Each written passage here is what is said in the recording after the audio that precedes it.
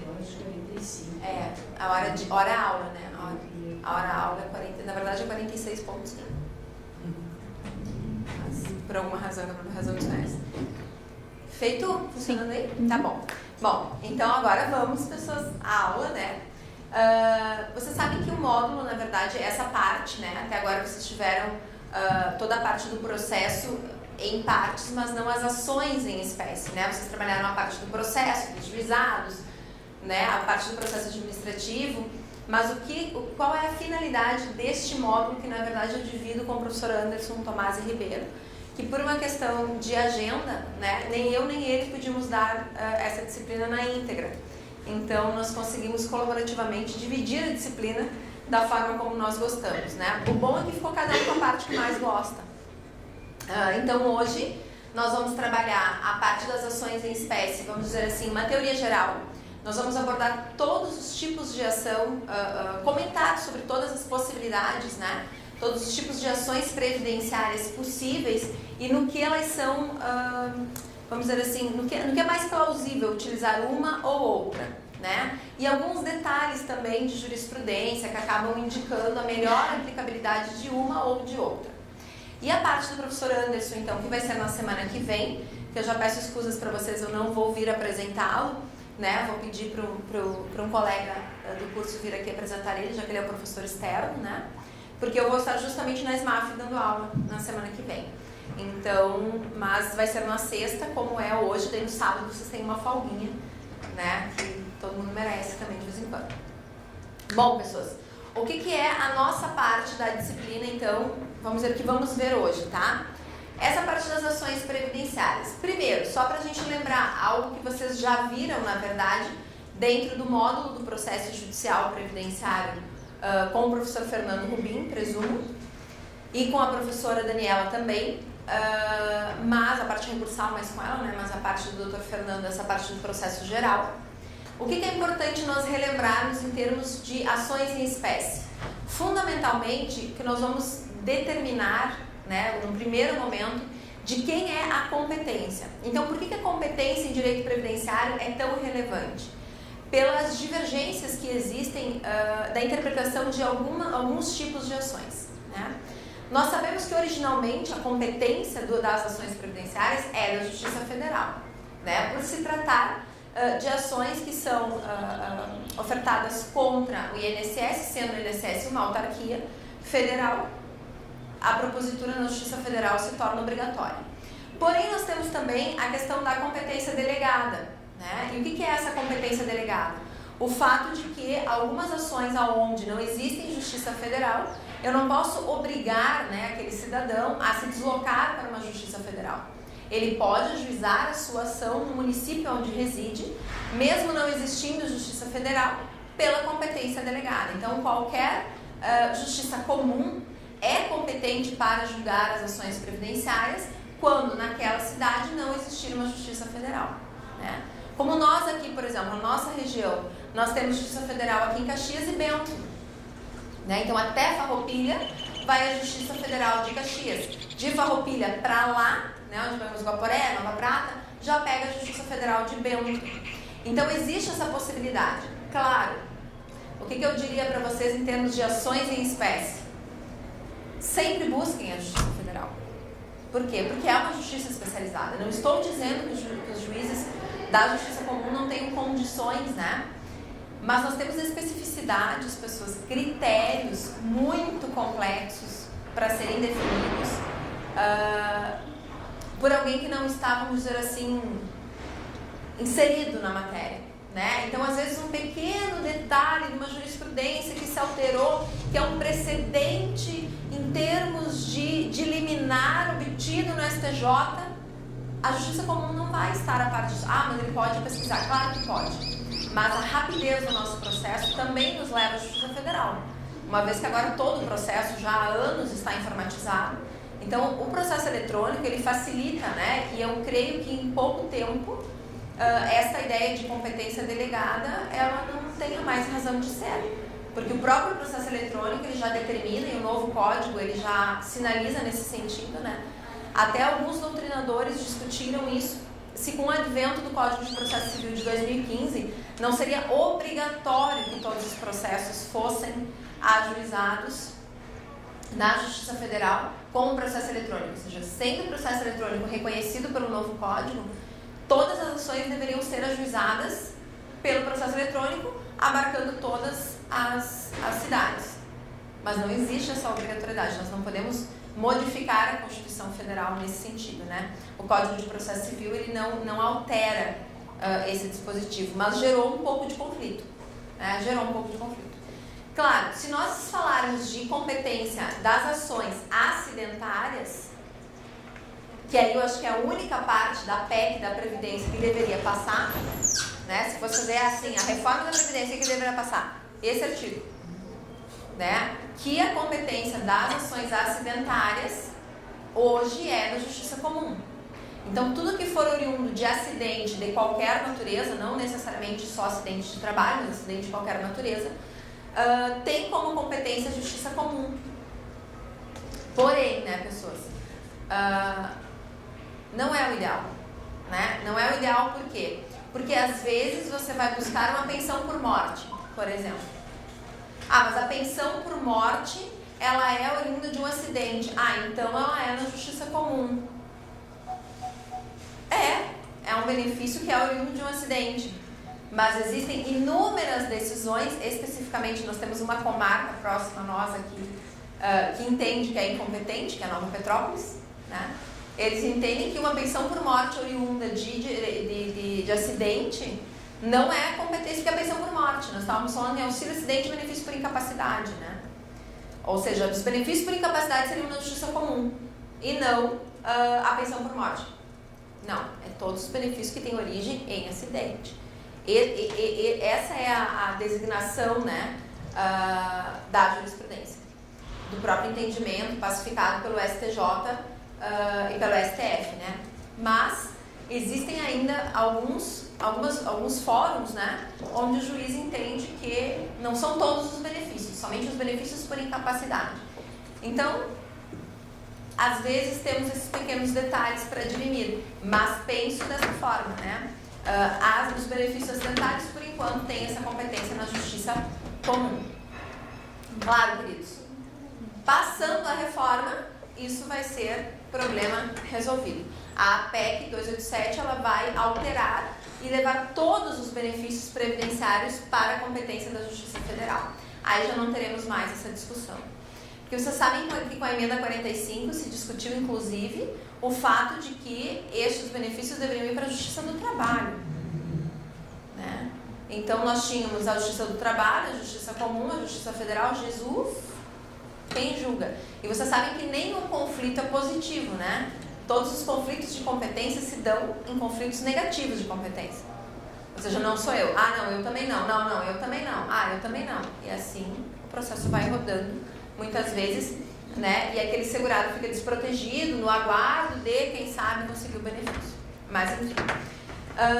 Dentro da competência, alguns detalhes são relevantes, que é, por exemplo, a questão da morte presumida. Vocês sabem que não fizeram o módulo 1, né? Possivelmente, quase alguns fizeram, mas não todos. Mas os que trabalham com isso, né?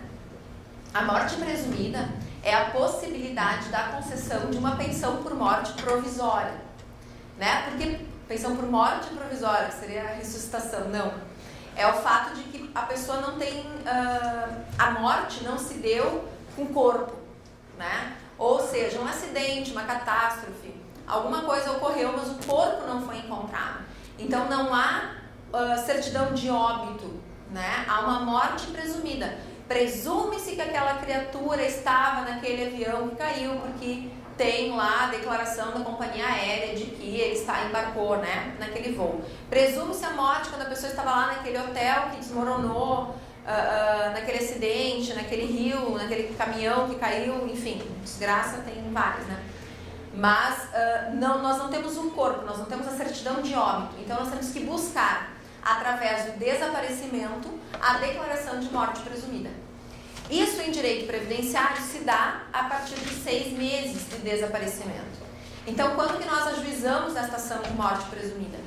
Após nós termos, né, o acidente ou a catástrofe, né, daquela data, nós podemos já buscar o benefício previdenciário. Quando existe a comprovação de um acidente ou de uma catástrofe, eu consigo provar que essa pessoa estava lá, né, através de uma hospedagem num hotel, através de testemunhas de que ela estava efetivamente naquele carro, naquele trajeto, naquele horário, né, mas se torna, quanto menos documentos, mais difícil de se provar. Mas quando eu tenho uma comprovação de que a pessoa estava lá, eu posso ajuizar já o pedido de pensão por morte, né, a concessória de pensão por morte presumida imediatamente, com base nesses documentos. Por que eu digo ajuizar? Porque vocês vão pedir administrativamente, o INSS vai negar, então nós vamos ajuizar, né? Porque é muito difícil a concessão, quando é acidente de avião, ainda é um pouquinho mais fácil. Nas outras situações, o INSS em geral titubeia um pouquinho em conceder o benefício administrativamente, né? Quando é um desaparecimento, aquela pessoa assim que foi, querida, vou comprar um cigarro. Um dia, 2 dias, 3 dias, né? Passada as 48 horas, eu faço o registro de desaparecido. Deste registro de desaparecido, desculpe, eu tenho que aguardar 6 meses para que seja declarada a morte presumida. Porque por desaparecimento, quem diz que a pessoa morreu, ela pode só ter fugido, né? Então eu tenho que aguardar 6 meses para então entrar com a ação que declare presumidamente a morte, para que então seja concedido o benefício. Esta ação é de competência da Justiça Federal. Ou seja, quando eu tenho que buscar a declaração de morte presumida, diferentemente do que é no direito sucessório, que tem um prazo muito superior, né? Que tem competência da Justiça Comum, a morte presumida previdenciária ela é de 6 meses, então ela é direto na Justiça Federal, já para se buscar a concessão do benefício. Então, por que na Justiça Federal? Porque se declara a morte presumida e já se defere a pensão por morte provisória. E por que é uma pensão por morte provisória? Caso o defunto volte, cessa o benefício, né? Então, ela fica provisória por muito tempo, né? Eu tenho uma cliente que ela tem uma pensão por morte provisória há 14 anos. Presume-se que já foi, né? Se não tinha morrido na época, morreu agora já, porque já teria quase 80 anos o cidadão, né? Que desse foi comprar cigarro. Aí. Provisória, sim, provisória ainda. O INSS, às vezes, ele converte, depois de, quando se tem um direito sucessório, quando há uma sucessão, e no direito sucessório, no processo de inventário, se tem a declaração de morte presumida, em geral, o INSS já poderia tornar, né, esta pensão por morte definitiva. Mas, em geral, eles não fazem isso. Mas não tem problema, o valor é o mesmo, a caracterização é a mesma, o único detalhe é que se o morto voltar, cessa. Mas todo o processo é feito dentro da Justiça Federal. Quando eu quero um reconhecimento de uma união estável para fins de concessão de benefício, ou ainda quando eu quero comprovar um vínculo empregatício, pessoas. Bom, aí por que eu botei em vermelho para vocês? Porque aí complica um pouquinho. Por que complica um pouquinho? Porque nós temos divergência, né, na jurisprudência quanto a essa situação. A questão da união estável, a princípio ela teria de ser uma ação, né, de declaração, reconhecimento, né, de união estável, teria de ser feita na Justiça Comum, onde é a competência para esse reconhecimento, mas aí vem toda uma discussão de que o INSS não participa da lide. Por que o INSS não participa da lide? Porque quando ele é chamado, ele diz que ele não tem interesse, né? Ele não é parte, então ele não precisa participar. Aí depois ele diz que ele não reconhece porque ele não foi parte. Então é um negócio catastrófico. Isso na Justiça do Trabalho é um pouco pior, né? Porque quando eu quero a declaração, uma declaração de emprego, de vínculo ou de salário, quando eu quero alterar os meus salários de contribuição em função de um reconhecimento trabalhista de salário por fora, né? Salário por fora não existe, né, pessoas? É um conceito, vocês não sabem o que é. Vou dizer, às vezes a pessoa tem um salário e ela recebe um por fora, entendeu? Tipo, frio. Ninguém faz isso. Ninguém faz isso. Mas vai que exista. Aí a pessoa lá, em algum momento da vida, vai na Justiça do Trabalho fazer o reconhecimento desse por fora. E este por fora vão incidir as contribuições previdenciárias que vão alterar os salários de contribuição do período base de cálculo daquela pessoa. E caso ela já esteja em benefício, aqueles valores têm de ser recalculados, né? Aí nós já entraremos numa revisional. Tudo bem, tendo as contribuições eu vou fazer, mas se é o reconhecimento de um vínculo, por exemplo, um vínculo extemporal, eu vou reconhecer o vínculo já prescrito, que é uma ação meramente declaratória na Justiça do Trabalho, né?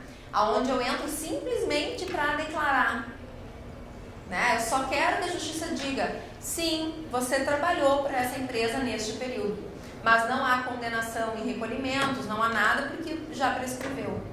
Um vínculo extremamente extemporal. E aí? Eu pego essa declaração e saio feliz da Justiça porque eu tenho uma declaração que eu trabalhei. Porque para que serve? Para fins trabalhistas nada, né? Não é uma ação condenatória, é meramente declaratória. Tá, mas isso para fins previdenciários? Bom, depende do benefício que eu tenho, o tempo de serviço, vamos dizer assim, então, não contribuído, né? Ou o tempo de contribuição sem as contribuições, vai ser uma luta para ter o reconhecimento dentro do INSS. Como é que você vai reconhecer um período que não é contributivo, sendo que a partir de 98 nós temos tempo de contribuição? O que vale é contribuído, não trabalhar.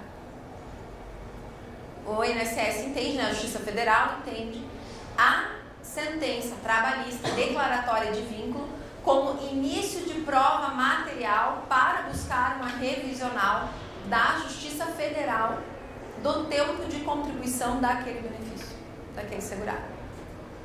Início de prova material, tá?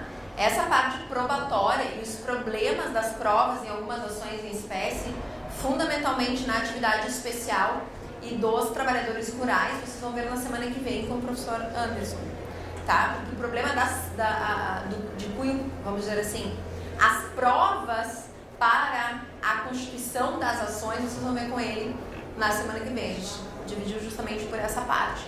Hoje a gente vê as ações em espécie, semana que vem vocês veem alguma problemática de provas, que não é alguma, né, pessoas, é uma desgraceira. Porque essa própria questão da Justiça do Trabalho é um problema gravíssimo. Porque como que nós vamos ter no início de prova material uma sentença? Como que as duas primas, né, que são a Justiça do Trabalho e a Justiça Federal, ambas de cunho federal, como que elas não se comunicam? Como que uma sentença obtida na Justiça do Trabalho não é plenamente válida dentro da Justiça Federal? Como que ela pode ser só o início de prova material? Sendo o entendimento do STJ é esse, né? Ou seja, é início de prova. Vai em TST também. Só que o grande detalhe do STJ dizer que é o início de prova material é que ele acha que ele agradou, né? Que o fato de dizer, não, início de prova material já é muita coisa, tá? E o que mais vão ser provas? Testemunhas. Tá, mas as testemunhas não foram usadas justamente para fazer a declaratória? Sim. Tá, mas então não é mais fácil só aceitar a sentença? Mas a gente quer ouvir de novo. Então, leva a sentença declaratória onde as testemunhas já foram ouvidas na Justiça do Trabalho. Às vezes você tem que mudar as testemunhas, mas você tem que novamente ter testemunhas que digam a mesma coisa que as outras testemunhas já disseram para provar exatamente o mesmo fato em duas instâncias diferentes. Isso é o início do fim, tá, pessoas? Isso é o início do fim. Aliás, a briga entre a Justiça do Trabalho e a Justiça Federal gera uma enormidade de ações duplicadas, que é uma coisa absolutamente desnecessária, né? Mas existe muito. Então, nós temos esse problema. Algumas decisões da Justiça Federal entendem que, por exemplo, se eu estou buscando a concessão da pensão por morte, a comprovação da união estável pode se dar diretamente na Justiça Federal. Agora, se eu tiver outras finalidades, bom, aí vai ter que ser numa e outra, né? Dos juizados especiais, então, vocês já viram também bastante, né, essa parte com os professores antes, né? Então, o que acontece? A única coisa que eu quero que vocês lembrem, né? Os juizados especiais previdenciários, eles permitem uma enormidade de ações sejam manejadas ali até os seus 60 salários mínimos, mas o grande detalhe que eu vejo mesmo é a questão dos litisconsorte, né? Que já foi muito moda dentro da Justiça Federal, né? No tempo das revisionais da RMI, né, do IRSM de janeiro de 94, né? O IRSM, as pessoas entravam com ações assim, 20 autores, né? Hoje nós sabemos que há uma limitação pelo código a 10, mas mesmo assim é uma loucura. Porque por que eu não indico no juizamento das ações o litisconsorte? Porque se uma dessas criaturas morre no meio do caminho, não é difícil elas morrerem, né? Porque estamos falando de segurados uma idade avançada, né? Aí morre um pronto, para o processo de todo mundo, lá aquela substituição processual. Aí quando retoma o ritmo assim, pá, morre outro. Aí para tudo, recomeça. Então eu não indico, porque hoje com a movimentação, com o processo eletrônico, você consegue movimentar em blocos processos, né? Então não tem por que sofrer, não tem por que você ajuizar as ações com mais sujeitos, né, mais autores no mesmo processo, como era na era do papel, né, porque você só vai atrapalhar o andamento do processo. Então, para termos de ações, não acho pertinente isso, tá? Mas, enfim, né? As acumulações de pedidos, que são sempre importantes para o quanto do valor da causa, né, a repercussão econômica que cada um vai ter. Isso é um detalhe muito importante pelos cálculos que nós temos que fazer, que aí vem... Eu acho a pior parte do ajuizamento das ações previdenciárias o cálculo, né? Você tem de apresentar o cálculo já na petição inicial, né? E aí, claro, tem um programa de cálculos da justiça. Claro que tem. Facílimo, não? Depende da ação. Depende do tipo de ação. Depende do que você quer. Eu estou fazendo uma concessória. Claro. Você calcula até de cabeça, não fala nem do programa, né? Mas vou fazer uma revisional. Bom, revisional da vida toda? A revisional da vida toda já entra outras fórmulas de cálculo, que inclusive não estão disponíveis ainda no programa de cálculo, né? Então, a parte importante que vocês vão ver, né? A última aula do curso é justamente a parte de cálculos, né? Que aí eu vou dizer para vocês, né, que o professor Linhares ele tem uns detalhes ali dentro do cálculo que tornam a nossa vida bem mais fácil. Mas então o grande problema que eu vejo nesse primeiro momento é que algumas ações é realmente a quantificação. Mas isso vocês vão ver também com o professor Linhares, né? O que é importante dentro das ações previdenciárias propriamente ditas, então? Bom, a exposição, nós sabemos, né, já não precisamos retomar aqui uma aula de processo, mas a questão da exposição dos fatos, direitos e pedidos, né? Embora existam, né, as formatações mais diversas, o advogado, depois de formado, ele pode enlouquecer um tipo de ação que ele quiser, ele pode fazer o que ele quiser em termos de formatação, né? Ele pode botar florzinhos, ele pode botar... Vocês viram, tem uma petição agora até circulando, o cara tem uma foto dele. Vocês viram aquilo? É a folha. E aí o fundo da folha é uma foto dele. A pessoa, tipo, eu me amo, né? Aí ele vai ter uma foto, botou no fundo da folha do escritório. Eu já vi cabeçalhos elaborados, já vi florzinhas, já vi colorido, com brilho, já vi tudo. Agora da foto realmente foi novidade. Eu achei assim algo esplendoroso. Mas a pessoa pode fazer qualquer coisa. Mas o que é importante, tá? Por que é importante essa divisão de fatos, direito e pedidos?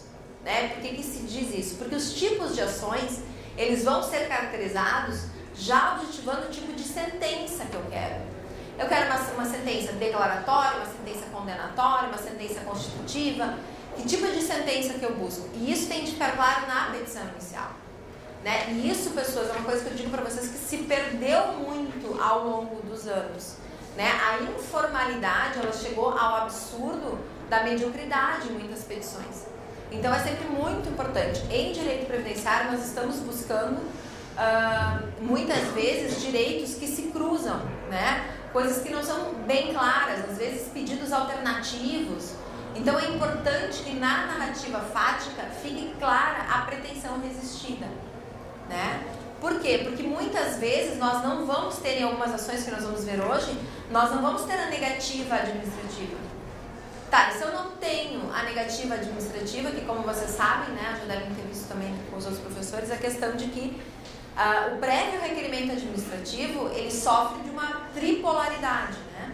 Nós tivemos um período onde era obrigatório prévio requerimento administrativo, depois um período onde se desconsiderava a necessidade em ações onde se ficava claro que o INSS iria negar administrativamente.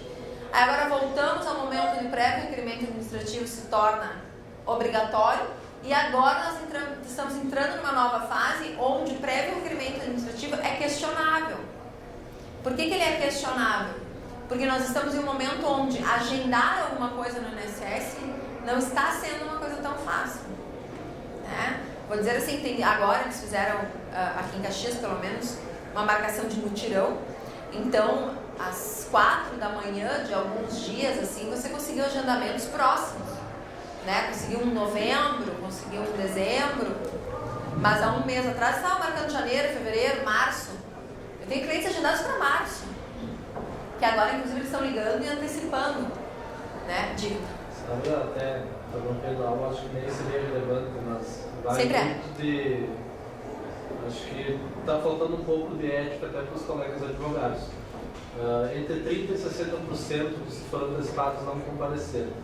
Qual que é o diagnóstico do INSS? Alguns escritórios fazendo cadastro garantindo vaga. Chegava o cliente lá no escritório e dizia, mas o fulano me consegue para a semana que vem. Beltrano, 20 dias. Aí eles agendavam, pegavam um CPF qualquer, agendavam, reservavam uma vaga. Aí quando chegava alguém, mandava naquele horário. Cancelavam um computador e agendavam o outro. Esse é o diagnóstico. Muito do que se verificou foi isso. Eu estava conversando com o gerente na nossa PS, né? Tanto é que agora tem para uma semana. Exatamente, é o que eu disse. Agora eu até conversei com o gerente justamente por isso, porque eu tenho clientes marcados lá para, né? Março, eu tenho que é março, acho que é 2, 3 de março, né? E aí eu marquei já um mês, 2, né? Eu disse, olha, como é que agora eu marquei esse outro que chegou depois, eu consegui marcar para novembro, essa pobre criatura está lá para março, como é que troca isso, né? Eles são, alguns horários nós abrimos, né, em função dos mutirões, e outros nós vamos antecipar agora, vamos tentar antecipar tudo, em vez de março já vai ser antecipado, né? Então já vamos chegar, a pretensão é chegar em fevereiro, já começar a antecipar tudo. Mas qual o grande problema, pessoas? Essa comercialização de vagas em Caxias ela é um pouco mais grave do que em outros locais, né? Porque em Caxias nós temos a questão do guichê específico de advogados, né? Mas que não é para todos os advogados, vocês sabem disso, né? Existe um guichê específico de advogados no INSS, mas não é para todos os advogados, é para os advogados que têm um cadastro na OAB. Então é só me pedir na OAB que eu quero um horário? Não.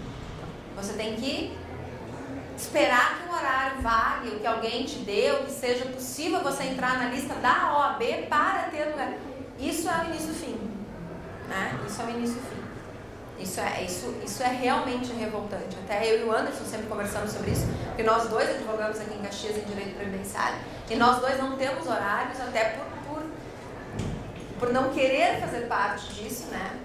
Por não conseguir durante muito tempo, mas porque não querer também, porque isso é um desaforo, né? Então agora que a OAB determinou que todos os advogados serão atendidos prioritariamente dentro do INSS, né? Conseguiu junto ao INSS isso, em tese vai melhorar, mas até o pessoal quando comentou, eu sempre comentava, bom, que sejam para todos os advogados, né? Muita gente até no Facebook da vida, né, quando publicaram, o pessoal, nossa, Patrícia, por que tu mandou para todos os advogados? Que revolta, claro que vai ser para todos. Eu disse, claro, não em Caxias, meu bem. Caxias o todo não é todo mundo, né? Então isso é muito preocupante. Então essa venda de vaga é uma comercialização antiética absurda. Só que como que você vai discutir isso quando na verdade as vagas são pré-determinadas, já há uma exclusão pela própria OAB, né? Isso eu já conversei com a doutora Graziella, nossa presidente, eu disse para ela, isso é absurdo. E não adianta dizer, não, mas tu quer um horário? Não quero. Eu quero chegar lá e ter a possibilidade de ser atendida como advogado, e qualquer advogado tem que ter isso, né? Mas enfim, isso inclusive é objeto de ações previdenciárias que nós vamos ver dos próprios advogados aqui em Caxias do Sul, né? Porque nós queremos ter o atendimento agora, que tem determinação, que o guichê seja para todos os advogados. O horário organiza, mas exclui. Então, deste tal dia não tem horário, só podem ser atendidos os advogados que não têm horário. Se fosse assim, eu já me dava por satisfeito, né? Mas não, todos os horários são preenchidos, pré-agendados, com os mesmos advogados, os mesmos advogados. Os mesmos. Sempre os mesmos. E aí, qual o padrão de escolha? Entendeu? Qual o padrão de escolha? Foi uma assembleia. Pelo Mas menos nós conseguimos há 3 anos atrás. Havia algumas assembleias. Teve um período que, por razão do trabalho, a gente não conseguiu ir, nos retirar. Depois, futuramente, a gente participou de uma nova. Mas e o livre exercício da advocacia? É prerrogativa da OAB, tu me entende? Eu tenho, como o meu cliente tem direito de petição, eu tenho o direito ao livre exercício da advocacia. Não pode haver uma restrição dentro da própria ordem. Então, é por utilização. Quem disse? Quem disse? Pode ser que eu tenha muito mais processos que outros advogados, simplesmente não. Tu entende? Simplesmente não preciso disso, faço diferente. Pessoas, é realmente revoltante, assim. É uma coisa que sempre me estressou, né? Por essa... Eu acho que não pode se criar esse tipo de panela, mas enfim, né? Isso é um problema maior que agora, tenho fé, seja resolvido dentro da nossa PS, né? Mas esse problema, pessoas, de agendamento, ele gerou, né, essa problemática toda do desespero das pessoas, a concessão de qualquer forma, né, que a gente chama, as pessoas estão ajuizando administrativamente requerendo benefício assim, sem ter nenhum direito. Né? O Cristiano estava falando, nosso gerente aqui, que assim, é uma enormidade de pessoas que não tem, mas assim, de faltarem 10 anos para se aposentar por tempo, idade, falta 20. E a pessoa está lá firme e forte pedindo, porque vai que tem. Sim, mas o que adianta, ser humano, tu pedir se tu não tem direito? Mas se vier a PEC, sim, se vier a PEC, ela vai te pegar. Porque você não tem direito e o fato de você requerer não vai mudar. Mas se eu fiz o requerimento, e isso é um problema, que vocês sabem que o pessoal que advoga em previdenciário tem muita gente que não advoga, né? Isso é aventura. Né? E esses aventureiros estão marcando, entendendo que este pedido geraria um direito adquirido, pessoas. Cobrando para isso. E cobrando para isso, né? Então é uma coisa assim, enfim, desesperadora, né? Desesperadora. Por isso que eu digo, previdenciário não é o tipo de matéria que você possa acordar e resolver advogar, né? Você tem que ter uma certa especialidade. Mas enfim, então esses fatos, a narrativa fática inicial das petições previdenciárias, ela é fundamental, por quê? Porque ela vai fazer essa demonstração da pretensão resistida, seja ela uma negativa administrativa ou não, mas é ali que eu tenho que deixar muito claro, né, de que este meu direito está sendo violado. E dentro da parte do direito, aí sim fundamentar, né, com a própria lei de benefícios, com o regulamento, fundamentando esse direito. Né? Porque muitas vezes nós temos o quê? Uma instrução normativa que contraria de certa forma, ou literalmente, a lei de benefícios ou o regulamento.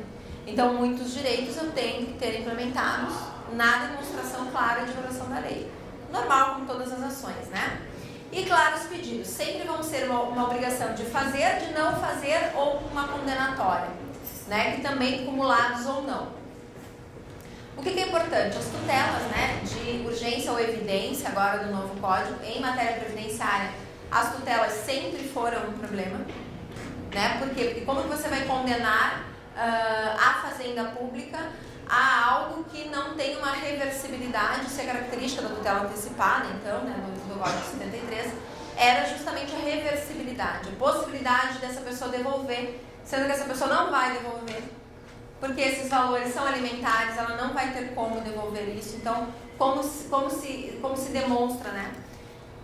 A tutela de evidência, ela fica mais clara pela fumaça de um direito, né? Pela demonstração de que a pessoa tem uma potencialidade maior na aquisição desse direito. Agora, a de urgência, né? Ela já sofre um pouco de restrição, justamente por esse medo da irreversibilidade. Embora o novo código tenha trazido algumas inovações nessas concessões de tutela, de uma forma a melhorar em termos previdenciários. Penso eu que melhorou, né? Isso não é unânime, tá? Mas no meu entendimento melhorou, né? Porque ela deixou mais claro o que eu quero. Ou é isso, ou isso. Olha, eu tenho uma urgência aqui ela vai ser analisada como urgência. Tem uma evidência, é um direito que eu já tenho, estou mais próximo desse direito, né? Me pareceu mais claro, né? Bom, pré-requerimento a gente já comentou. Pessoas, qualquer dúvida, gritem, tá? Me interrompam, não tem problema. Bom, então que tipos de ações previdenciárias nós temos, já adentrando a elas em espécie? Nós vamos ter as ações previdenciárias coletivas, né, e as ações previdenciárias individuais. As ações previdenciárias coletivas, que são emanadas sempre pelo Ministério Público Federal, por que é tão relevante, né? E por que se discute? Se travou uma enorme briga, uma discussão além vida entre o STJ e o STF e os TRFs, que cada um tinha um entendimento, sobre a possibilidade do Ministério Público Federal ajuizar, então, ações de cunho previdenciário. Porque o que se entendia? Que, na verdade, teriam que ser direitos homogêneos, né, disponíveis, mas coletivos, que os direitos individuais não deveriam ser tutelados pelo Ministério Público. Porque a função do Ministério Público é a ordem geral, a coletividade, né, algum direito que de matéria, alguma matéria de direito que se repetisse e que estivesse violando os direitos de muitas pessoas. Mas este foi o caminho que o próprio STJ, no julgamento desse agravo regimental, nesse agravo em recurso especial e nesse agravo de instrumento no STF, que foi decidido. Ou seja, pela possibilidade do Ministério Público Federal ajuizar essas ações em nome de uma coletividade, mas quando esse direito, na verdade, pode representar apenas alguns indivíduos. Mas qual o grande detalhe, o que fez com que esse entendimento fosse pacificado perante os tribunais superiores? A ideia do relevante interesse social. Ou seja, embora os direitos previdenciários sejam individuais, sejam disponíveis, mas eles são direitos que têm um grande interesse social por atingirem várias pessoas, né? Às vezes não há coletividade, como seria a ideia do Ministério Público Federal, mas um nicho de pessoas que estaria desprotegido por alguma situação. Talvez a intervenção mais clássica do Ministério Público Federal, né, em matéria previdenciária, se deu em 2002, eu acho que vamos dizer assim, aonde que deu origem a essa discussão toda da possibilidade do Ministério Público ajuizar ou não as ações, mas que foi a possibilidade de concessão de benefícios de pensão por morte nas uniões homoafetivas, né? O INSS não enfrentava isso. Por quê? Porque ele dizia que constitucionalmente, né, era o cônjuge, era o companheiro, mas conforme a Constituição Federal, isso significava pessoas de sexos opostos, ou seja, a união entre um homem e uma mulher, né? E o INSS, claro, agarrado também pela impossibilidade da discricionariedade, que é uma questão que limita as possibilidades administrativas, mas não que ele talvez não quisesse, mas não pudesse mesmo, né?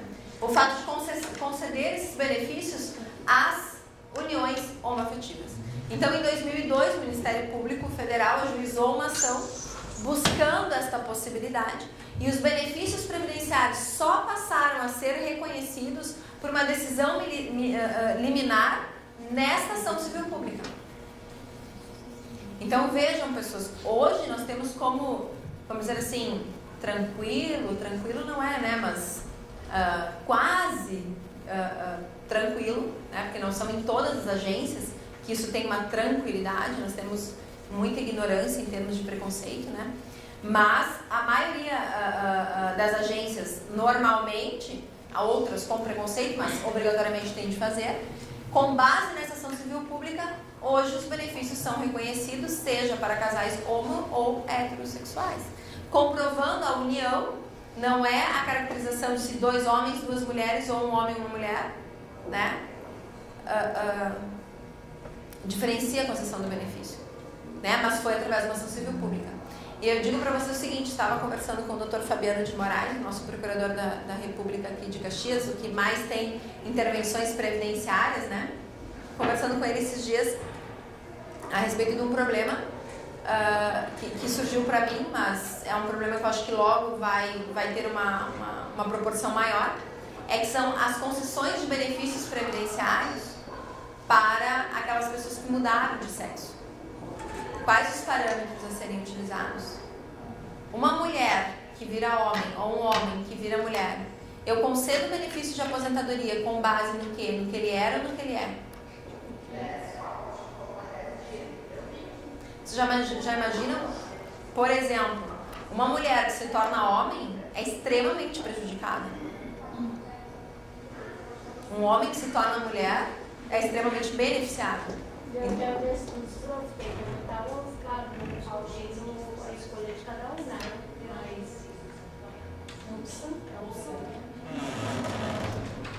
Mas nós poderíamos aplicar diretamente o direito, ou seja, você escolheu isso que todos os direitos sejam aplicados. É isso que o INSS com certeza pensa. porque tu vai criar uma regra que quem fizer a opção diferente cria uma terceira regra. Mas é que é uma terceira opção. Mas não existe um terceiro sexo, existe ou homem ou mulher, por opção, ou eu deixei de ser, agora eu sou isso, não tem uma terceira. Mas vocês já imaginaram como isso aparece no sistema da Previdência? Vocês já pensaram, né, como isso aparece no sistema da Previdência? Mas eu acredito que seria muito fácil, é igualdade de gêneros. Mas é que a igualdade hoje não tem, né? Sim, mas a tendência seria, né? Então, igualdade... Mas nem a PEC vai trazer essa igualdade ainda, ela ainda vai trazer uma diferenciação. O que nós temos que pensar, pessoas que até comentava na aula segunda, né? Nós temos que pensar o seguinte, há uma razão para ter essa diferenciação. E não é só uma razão social, é uma razão biológica também. Né? A exposição de motivos da criação da diferenciação de aposentadoria e superidade e tempo de contribuição entre o homem e mulher, ela é baseada em critérios biológicos e sociais. Né? Então, pelo menos pelos estudos que se apresentam, as pessoas, quando elas fazem essa mudança, na verdade, é uma mudança estética. Biologicamente, eles dizem que as pessoas não se alteram. Isso, aliás, é uma grande briga, mas quem somos nós para entender o que muda e o que não muda? Mas quando a mulher muda para homem, sim, porque ela toma muito hormônio, então ela se altera. Agora, o homem, quando é uma mulher, não, porque aí ele tem que tomar outros inversos, não sei o quê, mas o que muda, onde muda, como fica? Não é uma coisa simples, pessoas. Não é uma coisa simples. Né? Claro que as pessoas que mudam, quando elas mudam, elas querem ser reconhecidas pelo novo sexo. E querem que tudo seja dessa forma. Mas eu digo para vocês, e é justo isso? Você vai ampliar, por exemplo, o tempo de contribuição dessa pessoa significativamente. Né? Você vai alterar a idade dela significativamente. 5 anos não é pouca coisa. Né? E a questão dos valores, e a própria questão do fator previdenciário, por exemplo, que leva em consideração o gênero. A expectativa de vida das mulheres é maior do que a dos homens, então o fator previdenciário das mulheres tem uma tendência a ser pior que a dos homens. Né? Então, são critérios todos a se pensar. E eu vejo que o próprio Ministério Público que vai ter de intervir nessa situação. Porque para você fazer isso individualmente, nós vamos ter as decisões mais alopradas do mundo. Uma para cada lado. Né? Dependendo aonde você ajuizar essa ação, se é numa cidade de São Paulo, por exemplo, a decisão vai ser uma. Se é no nosso Rio Grande do Sul, aqui, pessoal, vai ser outra completamente diferente. Vocês sabem, né? O nosso TRF4 é extremamente, vamos dizer assim, rigoroso em termos de gênero. Né? Então, é algo que me preocupa. Né? Porque são novos direitos que vão surgindo. E as ações previdenciárias, nós vamos entrar pedindo o quê? Porque, na verdade, tu vê e tu não sabe nem o que tu vai pedir. Mas quando muda de sexo, vai mudar no RG, né? De feminino para masculino, por exemplo. Então, tipo, aquela pessoa, em qualquer órgão público que ela for, ela vai apresentar um documento que vai estar constando masculino. Mas o CTPS antigo. Mas o tempo contribuído no INSS vai aparecer em tese. O que tem se feito é dois NITs. Um NIT até onde a pessoa foi homem e um novo NIT a partir da sua mulher. Foi esse caso que eu vi, tá assim, né? Então foi um NIT de homem e agora é um NIT de mulher. Tá, mas aí eu junto os dois. Não. Daí tá, mas é a mesma pessoa. Entenderam? É horrível, pessoas. Vocês estão me tirando o sono, vocês não imaginam o quanto. Né? Porque é uma coisa muito complicada. O INSS resolveu de forma muito simplória. 2 NITs. crio porque a documentação, o número vai ser o mesmo, só vai mudar, né? Mas eu crio 2 NITs. Como as pessoas que gostam de fazer vários NITs ao longo da vida, só para se divertir, né? Cada empresa que vai faz um. Eles fizeram assim, então se pode unificar aqueles, por que não pode unificar esse? Sim, mas unifica para qual gênero? Porque o CNIS não é tão avançado que ele consiga dizer assim, aí vejo eu, tá? Uma das possibilidades é nós fazermos uma ação, né, de transmutação de período, como se ele fosse o especial, uma conversão, né? Então, proporcionalmente, o tempo que você foi mulher vai valer como se você era mulher. O tempo de... Estou indo para esse caminho, tá? Só que qual o critério de conversão? Eu estou me baseando na aposentadoria especial, que foi o máximo que o meu raciocínio chegou. Mas será que isso vai ser feito assim? Será que, sabe? Então, às vezes, as pessoas, quando a gente diz, é simples, entra com uma ação, imagina, previdenciário é tranquilo, dentro de uma concessão ali, pá. Mas os grandes problemas que estão por vir não são tão tranquilos assim, né? A ideia dos meninos agora, por exemplo, né? Saiu uma decisão ontem, se não me engano, que é inclusive do regime próprio de previdência social do Estado, aonde foi concedido ao pai a possibilidade, a extensão, né, a concessão de um salário maternidade igual ao da mãe, a mãe viva, não estou falando de um salário maternidade de substituição, a mãe viva, plena, saudável, para o pai foi concedido um igual, porque são gêmeos. Porque são gêmeos. Então, já é a segunda decisão no Brasil nesse sentido, né, da concessão de salário maternidade equiparativo ao pai em razão da duplicidade dos filhos. Tá, mas e daí? Se eu tenho só um? E se tem três? Vai estender para quem? Para a mãe também? Para a avó? Vai pegar? Entenderam? Claro, se o auxílio doença parental já tivesse sido aprovado, né, nós poderíamos pedir um auxílio doença, que é aquele auxílio doença de acompanhamento. Né? O auxílio doença parental é para quem tem alguém que tem que acompanhar. Claro que, obviamente, a INSS não ia entender o fato de uma mãe estar louca com 2 filhos como doença, né? Embora psiquiátrica pudesse ser. Mas é um grande problema. Então, são novos critérios que estão surgindo, pessoas que as ações previdenciárias elas não são mais tão simplórias como eram. Bons tempos aqueles onde a gente só via assim, eu quero conceder ou eu quero revisar. E nós éramos felizes assim. Mas hoje os tempos são outros bem diferentes. Então essa decisão aqui, de previdenciário que vincula a possibilidade do Ministério Público Federal, então, de ajuizar essas ações, né? Diz, a soma dos interesses múltiplos de um segmento favorecido constitui um interesse transindividual, que possui dimensão coletiva, tornando-se público e indisponível, apto a legitimar o parquê a vê-lo em juízo. A ação coletiva, assim, é qualificada como um produto do direito que cria sua própria realidade. A ação civil pública é coletiva. A coletividade, como característica dessa ação, independe do número de favorecidos ou da eventual disponibilidade de direito individual em jogo, decorrente de uma relação processual particular. Entre esses direitos qualificados, a proteção por via de ação coletiva insere-se o previdenciário de assistência social.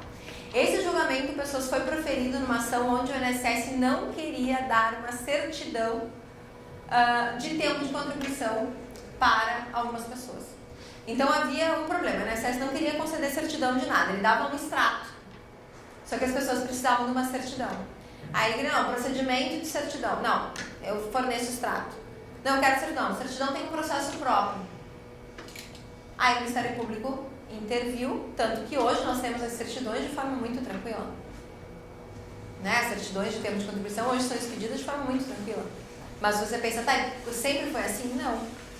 Foi necessária a intervenção do Ministério Público para que isso se tornasse algo, vamos dizer assim, que flui. Hoje flui, mas não fluiu sempre. Né? Essa decisão eu adoro. Ela trata, então, de direitos individuais, homogêneos, segurados da Previdência Social, certidão parcial de tempo de serviço, recusa da autarquia previdenciária, direito de petição e direito de obtenção de certidão em repartições públicas, prerrogativas jurídicas de índole eminentemente constitucional, existência de relevante interesse social, ou seja, aqui a ação civil pública se dá pela função institucional do Ministério Público como defensor do povo. Então, esta decisão ela é muito importante. Essas duas decisões são aquelas que eu cito para vocês lá do STJ e do STF, dizendo pela possibilidade do Ministério Público Federal ajuizar essas ações coletivas por ser ele um defensor do povo.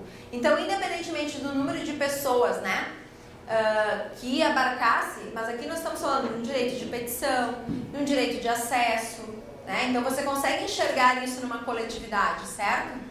Agora, se for algo mais específico, algo relativo a um número menor, um pouco mais direcionado, como essa decisão aqui, ó. Opa! Essa decisão, o menor equiparado a filho.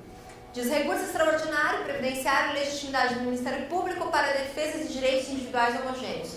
Equiparação de menor sob guarda judicial a filho de segurado. Questões de relevante interesse social.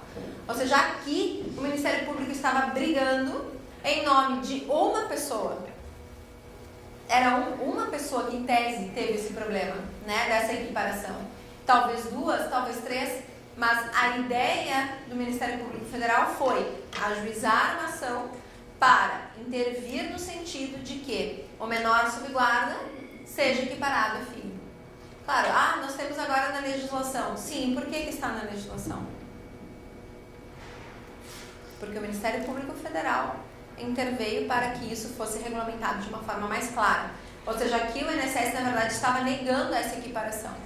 Ele entendia que a guarda não representava uma filiação, né? Representava uma dependência provisória e não uma dependência definitiva.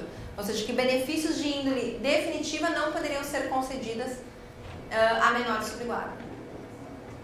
Vocês imaginem, pessoas, em todas as discussões que isso pode entrar. O Ministério Público Federal já discute, intervém em várias ações, de várias possibilidades diferentes, mas dizendo, por exemplo, pode uma avó receber, tá? Pode um neto, desculpem, receber uma pensão por morte de uma avó em substituição a uma mãe? Com mãe viva? E o que seria uma incapacidade da mãe? Uma drogadição ou alguma coisa que inviabilizasse ela a cuidar do filho. Eu acho possível. Temos decisões favoráveis, né? Quando demonstrada a incapacidade do genitor, a concessão, então, né, dessa pensão, uma vez que não é segurado. A drogadição é mais clara, porque em Caxias nós temos muitas decisões favoráveis nesse sentido, né? Onde os avós obtêm a guarda dos netos em função da incapacidade por drogadição dos genitores. E aí, quando esses avós vêm a óbito, em função da guarda já deferida aos avós, eles recebem o benefício previdenciário. E quando isso não é formal? Quando não há guarda? Ou quando simplesmente há um abandono afetivo? Né? Não é que os pais sejam drogados ou incapazes, né? Drogados e incapazes é a mesma coisa. Eles sejam incapazes. Eles simplesmente não querem. O abandono afetivo é uma realidade, né? Para nós é quase inconcebível. Né, Dina? Mas acontece muito. Simplesmente não quer o filho. E não quer aquele filho. Tipo, tem 4 filhos. Tá? 2 do primeiro casamento, 2 do segundo. Os 2 do segundo casamento criam como filhos, tem, foto, face, loucura. Os 2 filhos do primeiro casamento, não quero mais. Tipo, acabou o casamento, acabou a filiação. E aí? Esses filhos são criados pela avó. Essa avó vem a óbito. Essas crianças teriam direito ao benefício de pensão por morte desta avó, mesmo sem uma guarda formal? Só por, né? Então, é uma possibilidade? É. Decisões favoráveis nesse sentido? Não. Mas precisa de uma prova material, no caso. Você você vai precisar provar alguma coisa, né? O que se tem, tá? Demonstrando que houve o abandono afetivo. Se você conseguir comprovar o abandono afetivo, a chance de você conseguir, né, essa analogia na concessão do benefício é uma possibilidade. Mas vejam, né, são situações novas que surgem. Então, essas questões por equiparação, por analogia de filhos, de netos, de tios, de irmãos, né? Vários benefícios hoje são pleiteados nessa situação de analogia. Então, isso é uma possibilidade, isso não é uma possibilidade. Muitos Ministério Público que acabam intervindo, né? Diretamente por uma ação civil pública ou só mesmo como interessado dentro do processo, né? Para que se faça alguma coisa dentro de uma ponderação, né? O próprio Ministério Público também, que é algo que eu acho extremamente relevante, embora a maioria das pessoas discorde dessa relevância, mas é a possibilidade da flexibilização do valor considerado baixa renda para a concessão de auxílio reclusão, né? Então a pessoa recebe 100, 200, 300 reais a mais do que é o considerado baixa renda, né? E aí o auxílio reclusão é indeferido. Claro, se tiver R$1 a mais, e se R$1 a mais for fruto de uma hora extra que aquele cidadão fez naquele mês, o INSS já vai indeferir, né? Porque é o último salário de contribuição. Agora, é justo isso? Ou seja, se for fazer um parâmetro, se for fazer uma média, né? O INSS vai até o último salário de contribuição, nem que tenha que voltar 100 anos. E se ele já estava desempregado há 6 meses? Se foi justamente o desemprego que o levou ao crime, sabe? Então, são várias situações que tem que se pensar. E o Ministério Público bate muito forte nessa tecla da relativização do valor para a concessão do auxílio reclusão, né? Embora o auxílio reclusão não seja o predileto de todos, né? É um benefício bastante discriminado. Em função da assistência jurídica gratuita que eu exerço lá no CRAS Norte, eu tenho um apego emocional ao auxílio reclusão, já que lá tem uma concessão mais ampla, né? Da mesma forma, o benefício de prestação continuada, a relativização do valor, a concessão para 2 deficientes, tudo isso foi iniciado com discussão do Ministério Público. Então, o Ministério Público Federal em matéria previdenciária, pessoas, é extremamente relevante. Muito triste que se demorou anos, décadas, para se entender pela possibilidade da intervenção dele. Mas menos mal que hoje nós temos essa possibilidade, né? Porque vejam, todos esses direitos foram suscitados, se não diretamente em ação civil pública, pelos pareceres proferidos pelo Ministério Público Federal nas ações previdenciárias. Eles são intimados como interessados para que se manifestem. E esses pareceres são geralmente uma prévia de sentença. Então, por isso que é tão importante. É tão importante a gente formar, né, a convicção do Ministério Público Federal. A parte pode pedir ou é só a iniciativa de... Não, em geral a parte pode requerer, né, a intervenção do Ministério Público já na inicial. Mas em geral o juiz já vai intimar, né, já vai trazer ele como interesse, eu ia te dizer por força do artigo 82, mas não é mais o 82 no novo código. Eu não lembro o novo, tá? Estou me adaptando ainda no novo código de processo civil. O antigo 82, o novo sabe Deus que número.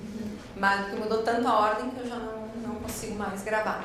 Mas justamente por ser interessado, porque muitas demandas são de menores, né? Interesse de menor, como sempre tem vinculado ao auxílio reclusão, uma pensão por morte, tem menor. Tendo menor, o Ministério Público pode intervir. Então, em geral, por aí. Mas também pela relevância social.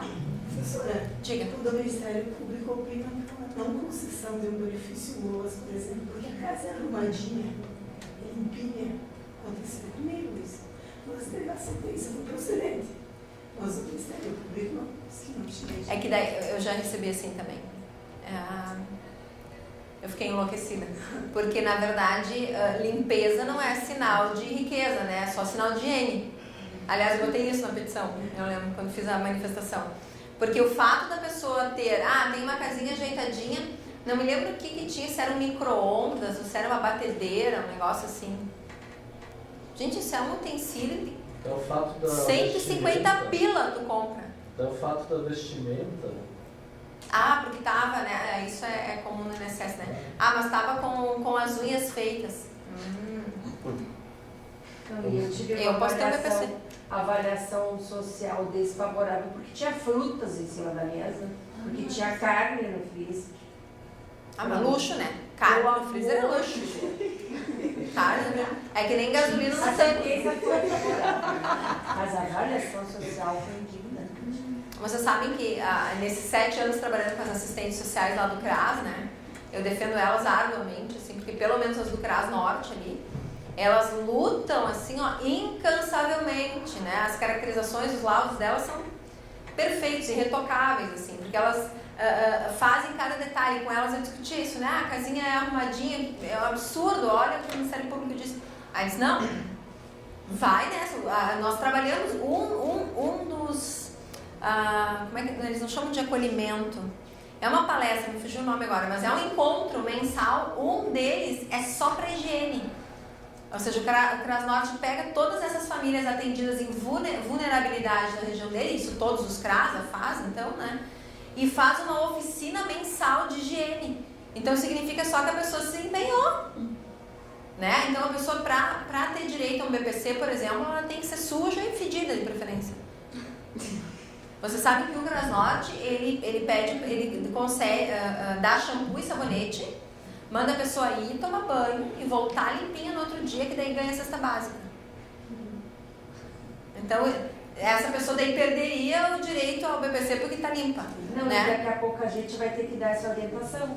No dia da avaliação social, manter a casa suja, manter a criança Não tomar banho. eficiente, né? Para ter um laudo favorável.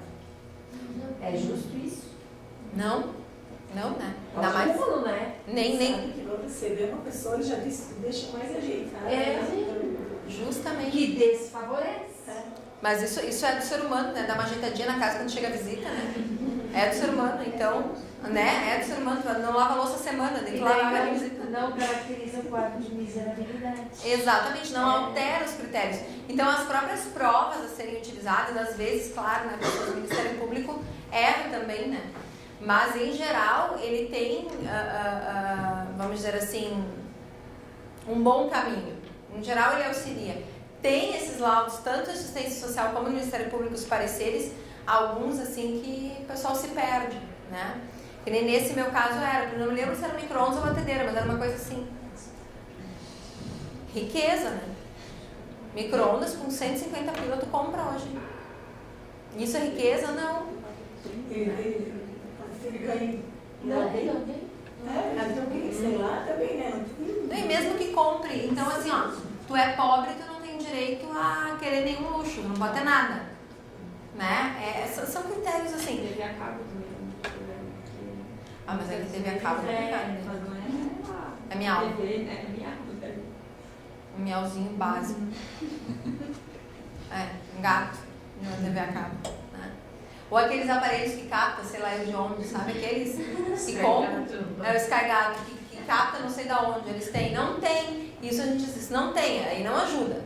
TV a cabo, né? Uma TV não sei o que de plasma 49 polegadas. Não favorece. Aí realmente um BPC é complicado, né? Mas ganhou na rifa. Não tem rifa de TV de 49 polegadas. Rifa é coisa de 29, 32, né? Então tem algumas coisas, claro.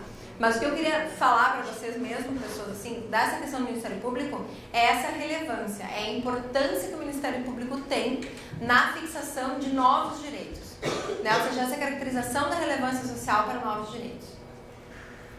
Perguntas tranquila até aqui, né? Aí nós entramos nas ações individuais propriamente ditas, tá? Ou seja, as que nós vamos estudar, tá? Que horas vocês fazem intervalo? Só para me organizar no tempo e espaço? Tá. Então eu vou 9h30, achei que vocês iam já. Não, 9h30, sai das 9h30 é tarde. Vamos em frente. As ações individuais, pessoas. Bom, primeiro, a concessória, né? A ação concessória é a mais clássica. Nós vamos ver os pormenores dela, mas a ideia da ação concessória é efetivamente conceder um benefício, né? Mandado de segurança em matéria previdenciária. Extremamente divergente, extremamente complicado, né? Nós temos muitas discussões quanto ao cabimento ou não desse mandado de segurança. Nós vamos ver quais as reais possibilidades. A revisional, vocês já estudaram as revisionais, né? A aula de revisionais já foi, né? Já estudaram as revisionais, mas mais ou menos só para nós comentarmos como tipo de ação, né? A de restabelecimento, quando eu tenho a perda de um benefício que era uma implementação, né? A manutenção, quando eu busco não perder este benefício. A anulatória e a rescisória, nós vamos ver as situações que as diferenciam também, fundamentalmente, né? A ação declaratória de filiação, Então, na verdade, quando eu busco simplesmente fazer a comprovação de que há um vínculo. Ação de averbação de tempo de contribuição, quando eu vou buscar também só incluir um período dentro do meu extrato, né? Eu tenho certas contribuições, eu preciso incluir só um novo benefício. Ação para prestação de tutela administrativa adequada. Bom, essa eu deixei em vermelho, pessoas, por quê?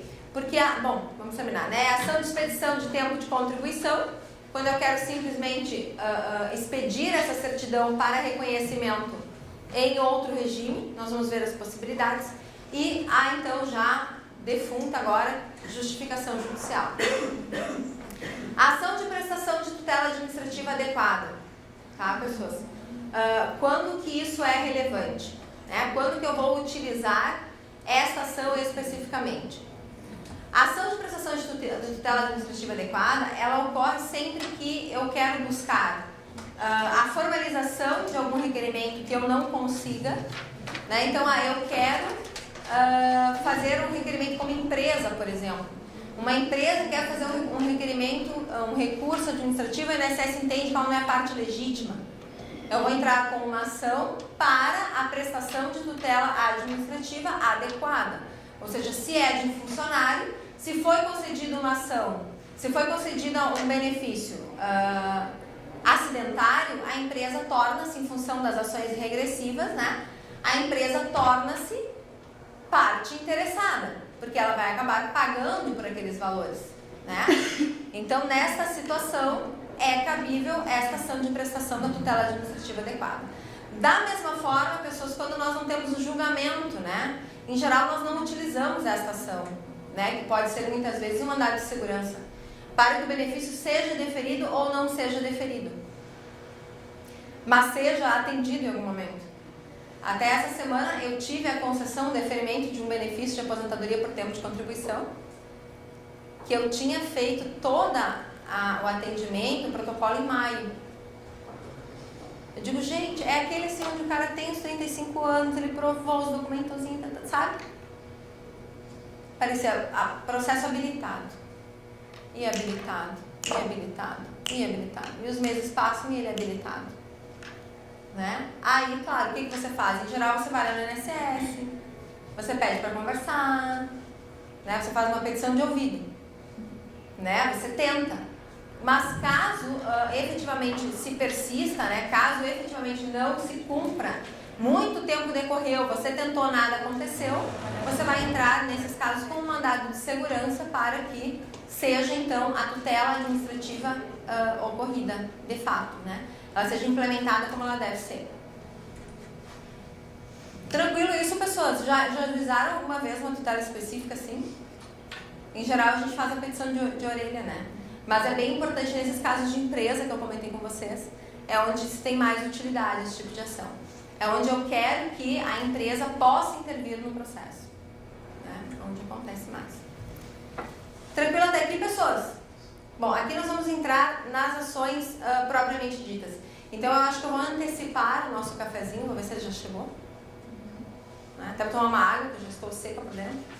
Mas, que aí a gente já começa as ações e vê todas juntas, que é mais fácil, tá bom? Vamos? É na 108B, pessoas, o nosso lanche. Na 108B. Vamos lá.